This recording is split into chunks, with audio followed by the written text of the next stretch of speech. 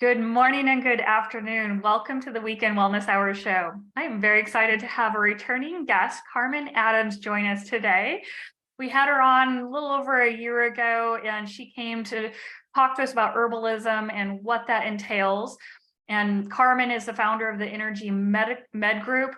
She's a registered herbalist as well as a certified holistic nutritionist. So I'm very excited to have her come back. She's done great things. And so thank you, Carmen, for joining us today. You're very welcome. And thank you for thinking of me and having me back on the show. Yeah, so you do a lot of great things on social media, kind of sharing a little bit about different herbs. And I caught one of her posts on basically different herbs related to hormones, women's health. And so that's kind of the topic of today, is just in the general sense, how herbs can be influential in the menstrual cycle or reproductive health or just women's health in general. So I'm excited to have you talk about this a little bit and just share kind of how you use herbs in this sense. Lovely.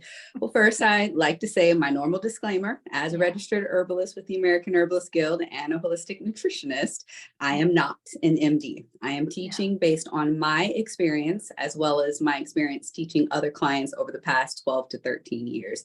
So today, I'm going to talk a little bit more about my personal journey, as well as some case study-like information regarding clients and their reproductive health-related goals, and how herbalism did help tip them over closer to where they got closer to their desired outcome. Yeah.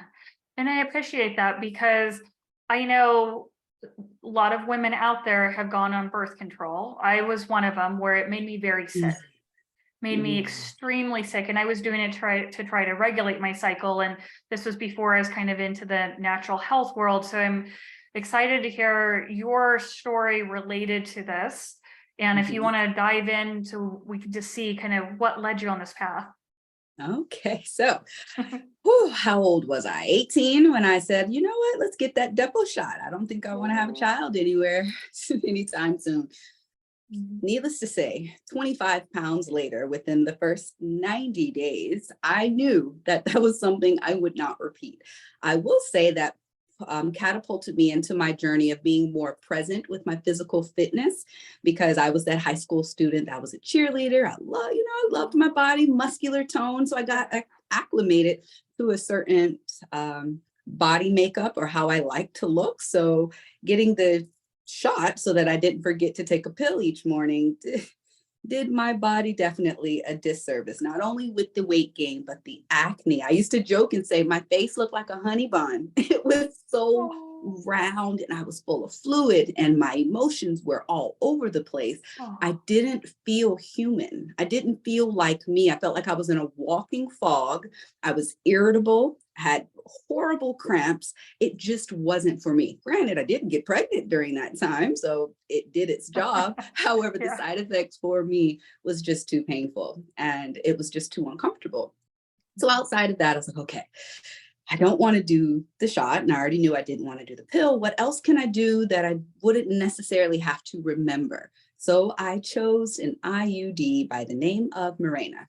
And again, if this works for you, or your doctors have told you that this is what's best suited, it's up to between you and your healthcare support team. However, for myself, not only did I bleed the entire 9 months I had the Mirena, I also got ovarian cysts, and those cysts ruptured. How do I know? When it ruptured, it sent me to my knees, the level of pain experienced. So much so I was like, I need to go to the ER. So I went to the ER. I let them know about the extreme abdominal pain, the cramping that was still there. I shouldn't be pregnant. However, what if it's an ectopic pregnancy? If that is the case, that could be, fatal. So they did an, intravaginal ultrasound or whatnot. And they were like, said something about fluid, and asked, did I have a history of cysts and so on and so forth. And they're like, looks like you have an IUD as well. That could be a side effect. That made sense. Like, they took it out. They were like, yeah, that's most likely what took place. It's like, all right, so can you take it out so that it doesn't give me more cysts? Of course they couldn't. They said, well, you actually need to go back to the physician who implanted it or put it in. So this, I believe, was a Saturday. By Monday, I was in my physician at the time chair getting it removed. So not only was it painful going in, because the pinch was a pinch to my soul, and then the pinch coming out, the fact that I knew it was at least leaving my body allowed me not to clap my knees together on the gynecologist's ears. It was just uncomfortable. So that led me to a whole different place, because the acne, the Mirena didn't necessarily cause too much weight gain, but it did make weight release more difficult, I find. So however, once I got the Mirena removed, I was pregnant by the end of the month. Oh, right. Yes. So then my journey with that took place, which was the catalyst in me going the holistic route. Initially, I was going to become a pediatrician and things of that nature. So since I knew that there are certain aspects that I wasn't going to teach others and that I was already naturally not following, I wanted to see what was behind door number 2. I grew up with herbal remedies and culturally. So I went down that rabbit hole for some more formal education, and here we are. And there are herbs that I incorporated, but I'll let you ask me more questions. That's quite, wow. I didn't even know your whole journey with that, and what an amazing, unfortunately, horribly painful way that you had experienced dealing with birth control and all that. So now when we're looking at herbs, I know there are just many, many types of herbs out there, and some have been reported or show signs of helping people during different stages of the menstrual cycle. So obviously you became pregnant, so that part of that journey wasn't part of your life for a little while. So first, did you take anything, or do you see the benefits of certain herbs during pregnancy? I hear all the time red raspberry leaf tea is excellent for uterine tone, but you can never trust what's going on the internet. So I'd rather talk to someone like you who studies this and is an expert in this world. What are some of the things? Let's, I guess, go through pregnancy first, because that was your next stage in your journey. So red raspberry leaf became a staple for sure. I was also anemic, so I found that I did seem to get more energy whenever I consumed. Personally, it was about a quart per day, and then I started to add other herbs to it, such as nettle. That's it's an herb touted for it being a nutritive, Nettle, nettle leaf or nettle root, but I'm speaking of nettle leaf. Other herbs that I was experimenting with was dong quai. However, they had some precautionary about possibly not utilizing it during pregnancy. So it wasn't something that I took copious amounts of. And I don't advocate for anyone becoming a guinea pig themselves, especially if you are carrying a child. I'm just speaking of what I was doing at that time. So it was throughout pregnancy, my primary herbs I took was red raspberry leaf and nettle. I'm obviously the staying hydrated, eating nutritious food, all of that plays a role. Massage, chiropractics, if you're comfortable, that can also all play a role. And then stress coping mechanisms as well. For sure. So towards the end of the pregnancy, I was advised by my mentor at the time to increase my red raspberry leaf consumption, and I did. And I ended up having a child who was footling breech. My son was feet first. So cesarean section was on the table, saying that's a very small frame and was not interested in them attempting to turn him. However, healing from that particular surgery was rather quick. I released the fluid, I released the pounds, so to speak. I believe I lost about 23 pounds in the first 5 days, something like that. I felt like the shrinking woman. However, other parts of me chose to grow at that time. Another thing I loved about red raspberry and nettle were them being galactago herbs, or being able to assist with lactation. So that was definitely helpful. At the conclusion of my pregnancy, I started to dabble with Vitex. Most people know it by chasteberry. And again, not everyone gets great results utilizing it. It depends on many different factors. I've had women say it made their premenstrual cycle pains or emotional dysregulation worse. Some are like, I can't live without it. Some are like, I took it and it helped with pregnancy. there really is no cookie cutter approach to herbalism. I like to study the chemical constituents. I love to stay well versed on the mechanisms of action or the medicinal properties, but I like to meet my clients where they are. And in this case, I did consume Vitex, and believe it or not, I gave birth in January and I was pregnant by November. You definitely had very healthy fertility, didn't you? Oh, who are you telling? So that was fun. So I can definitely testify to herbs assisting one's reproductive health, even if you had some challenges from synthetic hormones. Yeah. Wow. Okay. So can we talk a little bit about red raspberry leaf? I just want to go into like what is the medicinal property or the mechanism for that herb specifically, since that one's kind of a big one, and then we can talk about nettle. Okay, so it's considered an astringent. So I've had clients with, say, diarrhea, and they're like, what can I take? I don't really want to take it over the counter. Well, the astringent-like properties, I believe, from the tannins has been helpful with that. So I've taught and personally utilized red raspberry leaf for that, stomach bugs and all. As another reason that I've utilized red raspberry leaf was it reduces it reduces hemorrhaging, especially after giving birth.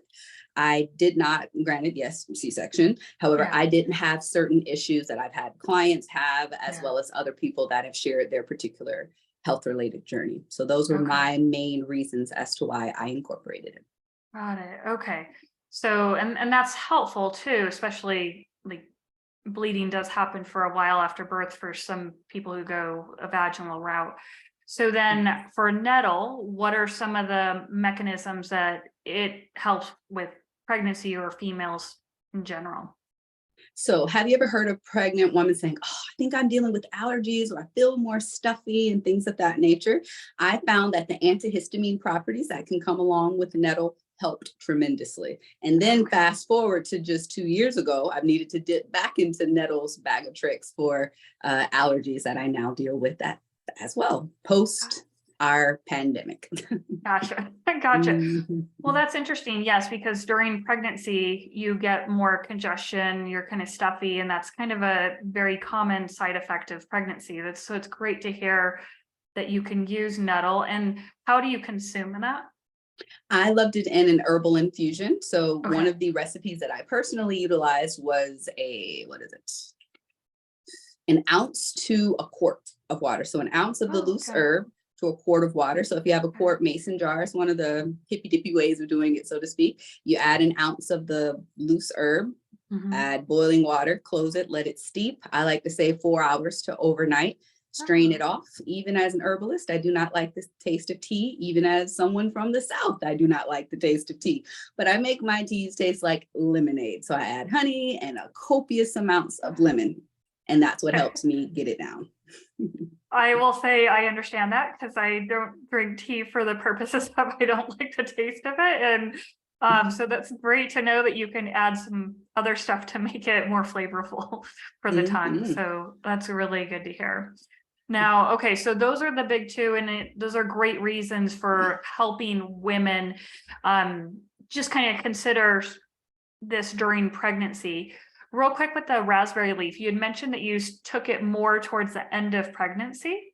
Is there a reason for that that's kind of, shown to help at the end of pregnancy or for preparing for delivery?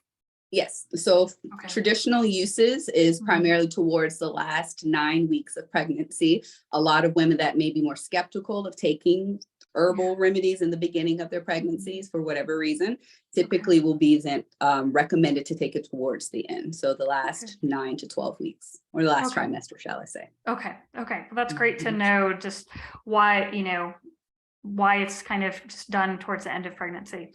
So now this one herb that you had mentioned, Don Quay, you had mentioned. So what is kind of the properties of that one that you were considering that you were doing it during yours?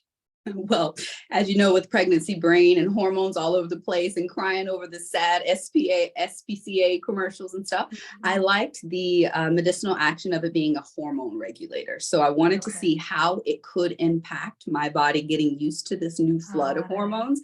However, it wasn't enough information that I felt Yeah. comfortable truly taking a higher dose. I was more comfortable in switching over to red clover.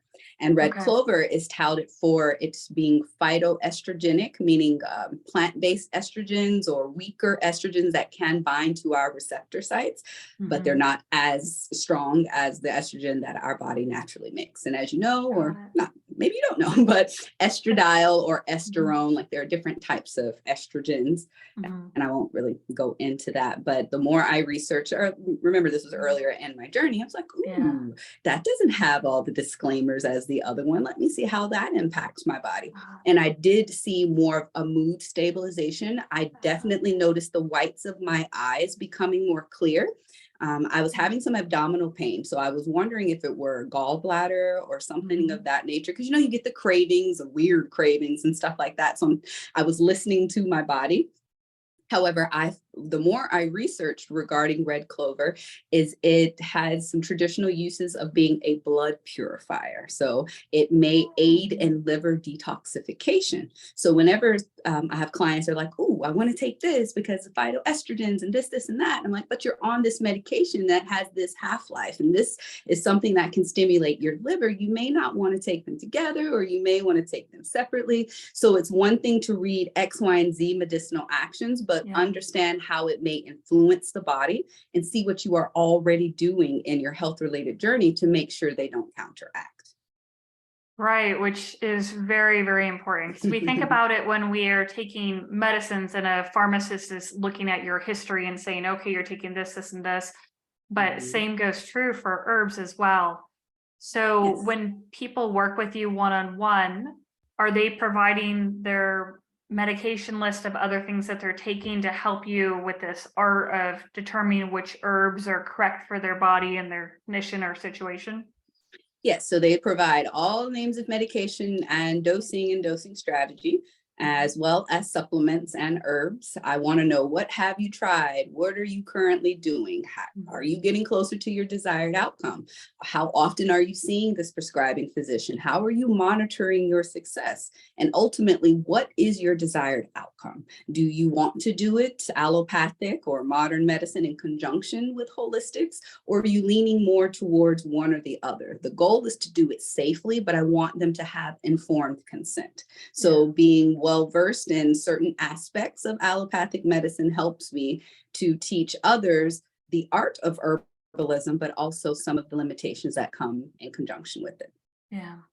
And it's good because you have a medical background and have done studies as well. So you know, hey, I need to be aware just because I know these medicinal properties and how they behave in the body with these herbs, it just doesn't mean you can just start handing them out to everyone without knowing more about them. So Yes. I can understand that. And what's nice is you've tried a lot of this yourself. I mean, you're sharing with us your journey of what you tried, why you've switched. So people can see it's not just a black or white thing. It's like an on off switch. It is a fine skill and, like you said, an art to it. Yes. So now after you gave birth and you're breastfeeding and going through that journey, you mentioned Vitex. Can you go through that one a little bit and kind of explain that one for people? Not everyone here will be familiar with that one. So so there's some information that you'll run across that says it's pituitary adjuvant. It can Okay. impact the pituitary gland. So the pituitary produces FSH, follicle stimulating hormone, as well as TSH, thyroid stimulating hormone, and pituitary does many other things as well. But that was my primary reason. If after delivery and understanding that our glandular system works in concert together, our ovaries are a gland, our thyroid is a gland, pituitary gland, as well as our adrenal glands, I was looking at herbs that could essentially aid in all of them in a sense. And that is Mhm. one of the ones that I ran across, which was Vitex, aka chasteberry. And I took that one in a tincture form. I didn't really Okay. care for the tea Okay. taste of it. Oh no. Yeah. You're Yeah. here. Okay. So when you were doing that and you were taking it, could you feel a difference as you started to take it? Like what was your experience? Less cramping, not Okay. as heavy periods. Emotionally, I felt more grounded. Okay. What else? Let me see. Not as heavy periods. I felt more grounded. And my periods seemed to be more regular. So you know how nowadays we have the Yeah. app? I had the traditional calendar, over a decade ago. Yeah. And I found it only shifting maybe 24 to 48 hours. And obviously, Mhm. stress would definitely make it come earlier, come twice a month, Yeah. or skip a week. Yeah. However, whenever I had my other lifestyle things under control, I found that I was most regular with consuming Okay. Vitex as well. And it did not negatively impact the breast milk production either. That's amazing. And were you doing that on a daily basis? Yes, on a day, Okay. well, for 6 days out of the week. And I would give my Okay. liver a break from everything 1 day a Got week. it. Okay. Okay. So that makes sense. And so basically women, if they're looking for something for regulating their menstrual cycle, this is possibly one thing that could help them. Not necessarily it's Possibly. appropriate for them. It depends on so many other factors, but this Yeah. is one thing that can help. I like to look at it as a tool. Our body is a Got it. temple. You wouldn't use just one hammer to build this lovely temple. So herbs, I view them as tools, and you use a hammer for a different reason. You'd use a saw for a different reason. Same, Yeah. same thought process in a sense. Gotcha. And so when someone's not pregnant, they're back on their menstrual cycle. There's Mhm. different phases of the menstrual cycle that as we go through those 28 or however long it is for a person, days per month. Now, are there specific herbs that can help each of those stages, or is it just kind of these herbs will just generally help with the menstrual cycle? I typically, on a large scale, just say on the general, like they Mhm. can help generally throughout the cycle. Okay. However, it doesn't work for everyone. For example, Yeah. I've had clients that are like, I want to consider taking 25 milligrams of Vitex, but they want to take it Mhm. capsules. And they notice more acne, they noticed more anxiety or depression. So then we talk about consider red raspberry leaf. And they notice, oh, I feel more energized. The acne doesn't seem to be there. It really, really depends because there is so much playing a role. I've had people ignore their food sensitivities, take all the herbs in the world, and not get their desired outcome. Then I've had people take two herbs, say red clover and red raspberry leaf. And then whenever menstruating to help with cramps, add in ginger root because it can be like an analgesic or pain relieving like property. So Mhm. they'll boil the root, remove it from the heat, then add the leaves, so to speak, of the red Yeah. clover and the red raspberry leaf, let it steep, and then drink it. They find that they cramp less. The bleed, it doesn't seem like the blood is as thick in their opinions. I know Yeah. ginger is absolutely adorable for me, but it may not touch someone else's menstrual pain. Some people are in bed, horizontal, vomiting. So with me just Yeah. saying, yeah, Vitex will be the answer for you, it may There's, not be. yeah. Yeah. Mhm. And it's hard to say too, I guess with the stages of the menstrual cycle, like the luteal phase or ovulation or whatever, it's hard to say what specifically creating more of a problem for a specific person, like which stage, to then know also if there is a specific herb for that. Is that Yes, also yes, a and no. part? Some herbalists will Mhm. teach differently. However, Mhm. by the time a person gets to me, they typically already have irregular periods. So they Got it. don't know when they're going to start. So, what phase are you in? So, it's a conversation that may not even be That pertinent makes because they sense. don't know. Right. And if their cycle is shortened, the stages may be shorter or longer. It's hard to tell all that. So at any point, is blood work something that you use to help you determine, okay, what is appropriate for a person because their hormones are showing this, this, and this? I use it as intel because it's out of my Okay. scope to diagnose or Mhm. prescribe or to treat. I use it Right. as a way for me to teach them. Typically, during this period of time, these biomarkers in this range is normal. These are your numbers. How do you feel when your numbers are here? And blah, blah, blah. And then as we see things change in black and white, we are still checking in. Well, how are you feeling? Here are your numbers. So they find what is their baseline, not the normal range that is found Right. on that particular lab's reference ranges. And as you Yeah. know, different labs have different reference ranges. People go to different labs for different reasons. So that's all a part of the conversation. So understanding where they are in black and white or on a cellular level is Mhm. extremely helpful. Got it. And that makes sense. And also, I can understand getting a person's kind of subjective response too is helpful because since everyone's different, hormones fluctuate and change. Really asking someone how they feel and what their experience is also can be a guide for you as well, I imagine. Yes, Yeah. extremely. And as you're going through something and introducing some specific herb to someone, how do you determine the dosage for that particular person?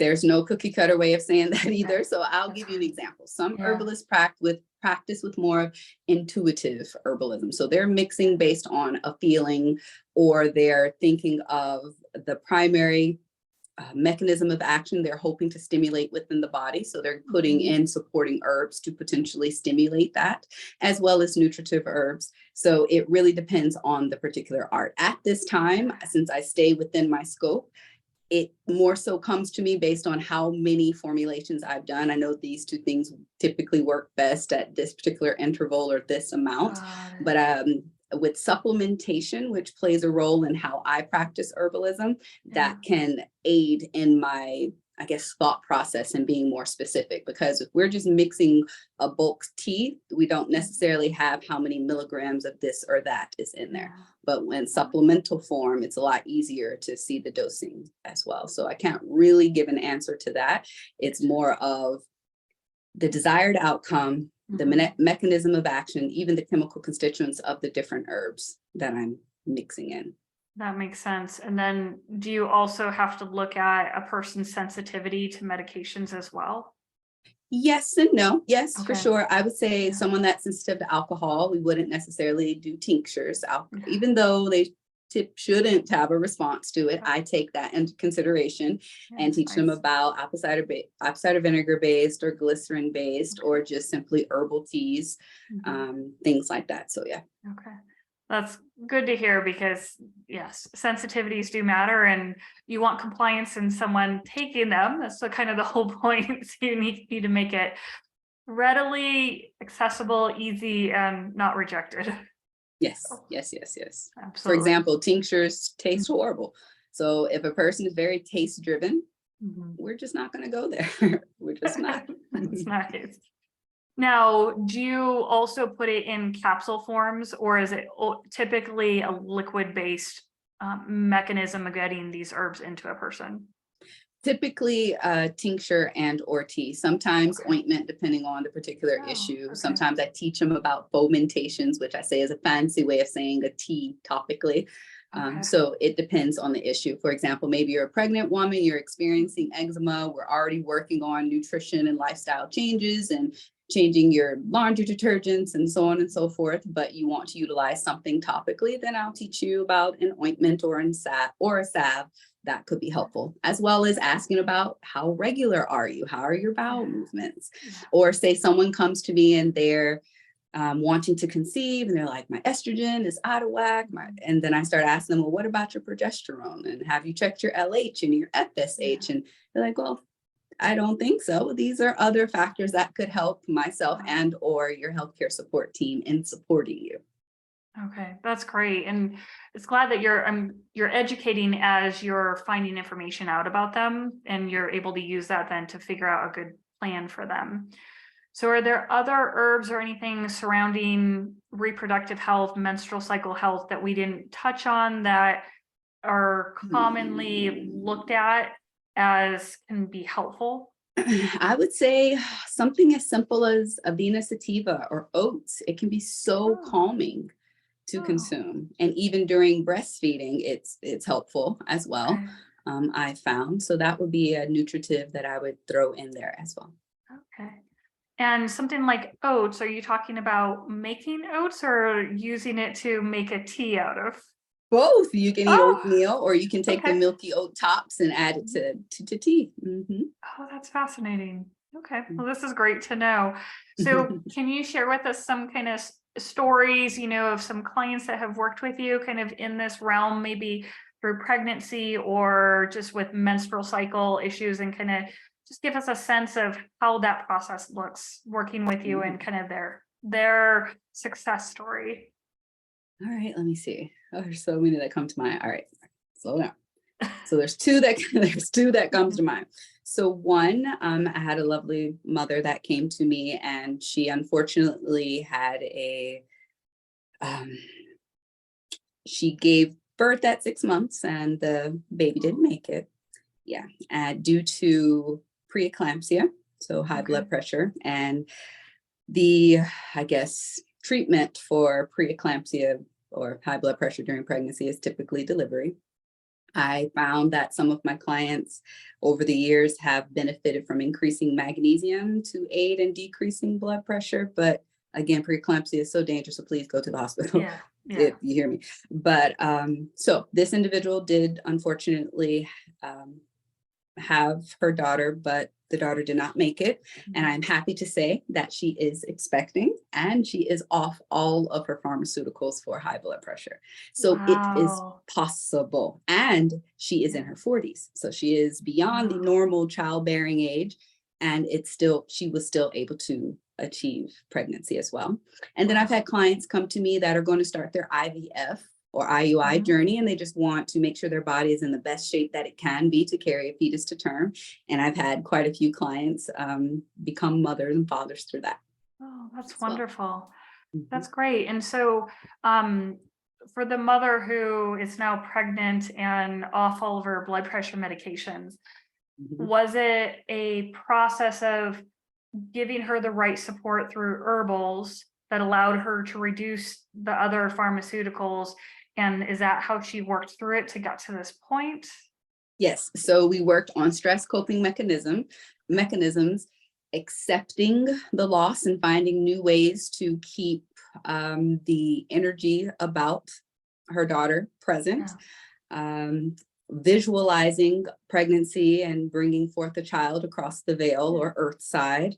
We worked on nutrition, definitely supplements, and I made sure I shared with her, please make sure you work with your prescribing physician. Too low of blood pressure is a thing. So if you're taking your blood pressure readings while taking these pharmaceuticals, be sure to let them know, like, hey, is this too low? Should you be adjusting my dose? You don't have to go cold turkey or change it yourself. Just ask those questions. They're on your team. And if you're sharing with them, your desired goal is to reduce your dependency. I'm hopeful that they're on the same page with you, because as your need changes, so does the prescription typically. Wow, that's neat. How exciting for her. And she must be glowing just for many reasons. Yeah. That's neat. Okay. And how about maybe an example of someone who's had abnormal menstrual cycles her whole life and has struggled? I know that's a common thing. So I'm just curious kind of how you worked through that with someone. So I had a woman that, let's see, she dealt with fibroids, and she was wondering what could she do herbally to potentially shrink them. I'm not an advocate in saying it definitively will happen, yes or no, but we do have ultrasounds that can monitor the size, and obviously other imaging that can monitor the size of the fibroids. However, quality of life, how often are you bleeding? How much pain are you in? All of that plays a role. So I remember teaching her, maybe you should just put the surgery on the calendar. So subconsciously, there is a solution on the table if you get to that place. But since the surgery is at closest 3 months out, there's 3 months of work that we could do. So yes, supplements, nutrition, addressing pro-inflammatory sources of food or even environmental pollutants, teaching her about progesterone and estrogen, and asking what pharmaceuticals are the doctors encouraging her to take or prescribing. During our time prior to the surgery, she did eventually decide to do the surgery based on the size of the fibroid. During that time, she noticed her periods were nowhere near as painful, and she actually felt, in her words, like a normal woman.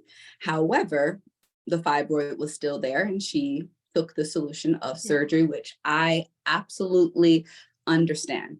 If your healthcare support team has this option and it feels in alignment with you, Don't feel like you have to be in this box and you must do it all herbally.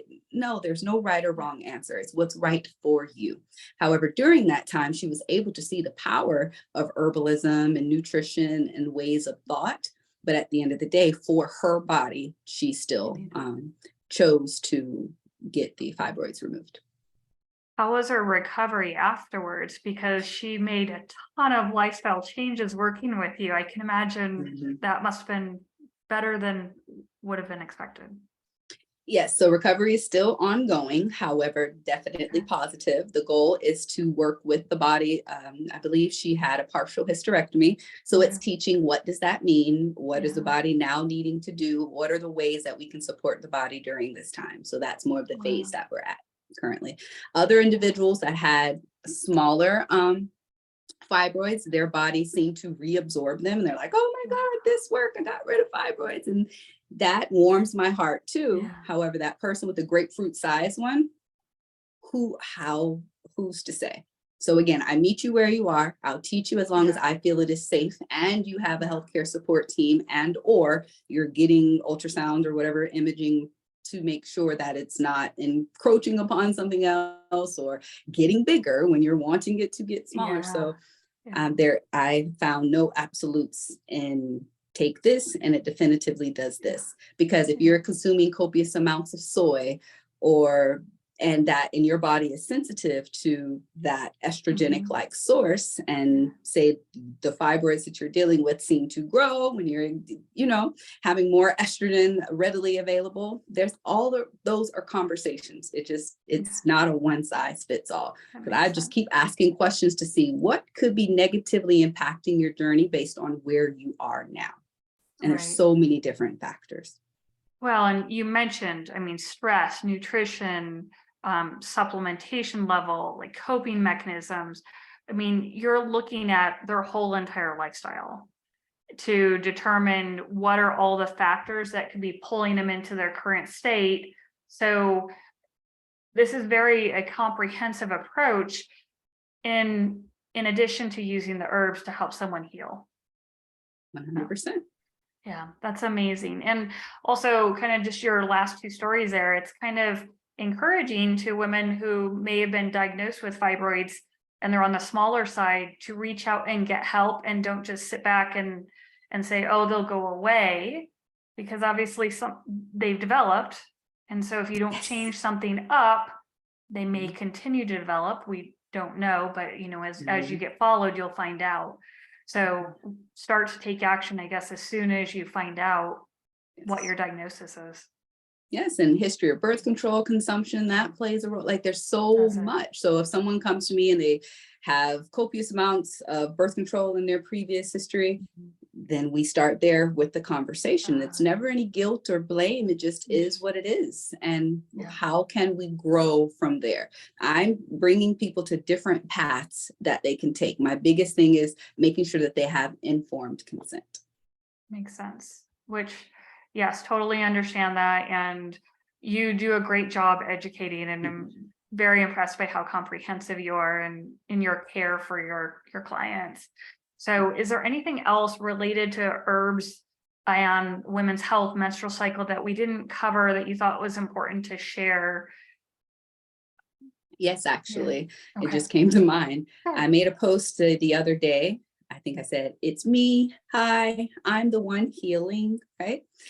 Because as you know, the other lyric to that, it's a little self-deprecating, and as catchy as it is and as trendy as it is, we create our own reality. And as an ordained minister with offering life coaching services within all of the things that I do, teaching people what you say plays a role in the reality that is manifesting before you.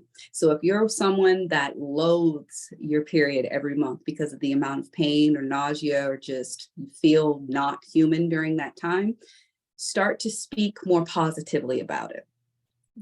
Find your footing. Okay, this means I'm not pregnant this month. And if you're not wanting to be pregnant, that's a good thing. This means I could potentially have another child. If you're potentially want to have another child, focus there. What is the next logical step to get you out of this rumination of, oh, it's here again and I don't want it here. You're digging your heels in. So I would say to reestablish your relationship with your menstrual cycle. If you can call off work, if you can sleep a little bit more, if you can have a family member look after the kids, something that you can give to yourself during that time. And remember, it's such a sacred time. It is not here as punishment, as many have been led to believe.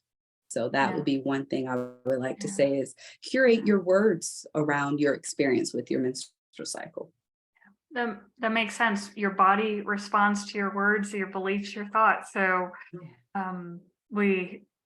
it's good to take a look at it and adjust. So that's very good. I'm glad you mentioned that.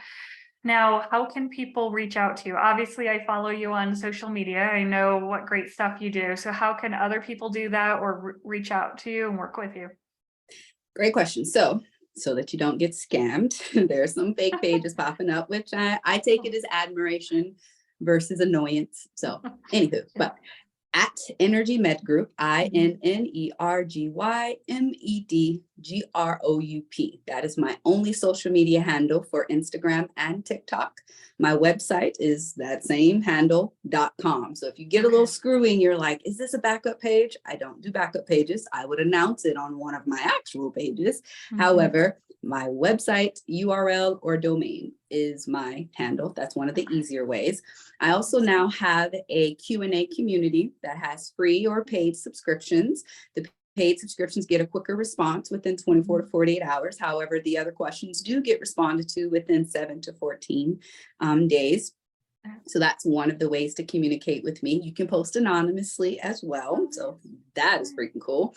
One of the other ways is I now offer mini sessions, meaning like single sessions. Typically it was only say a 6-week or 4-month program, but say you just want one of my divinity coaching, or you just want a basic home remedy, or maybe even grief counseling or conflict resolution, you can do single sessions as well. So just visit the website and click on services and you'll see all the gamut of services that I offer. And I assist across state lines and as well as globally. Okay, that was good. That's another question. So you can work with people virtually wherever they are. And in person. Okay, so either way. And if it's virtual, is it done through a phone call or a Zoom video chat or another platform? Our initial conversation is over the phone, the Ask the Herbalist session. And then from there, if you're local to Las Vegas, and I am by appointment only, you can come in, or it can be via video. And we have software, secure software for that.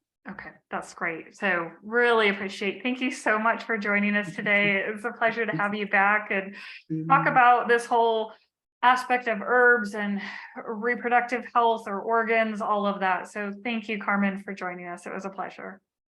Likewise, you're welcome. And thank you all for joining us today. Please go check out Carmen's website, energymedgroup.com. Go follow her on social media. She offers tidbits, and take her up on the offer, do a session with her or join one of her programs, because I know she's doing great work and it's been amazing to see her grow over the past couple of years. So thank you all for joining us. Have a great week and we'll see you next week. Bye.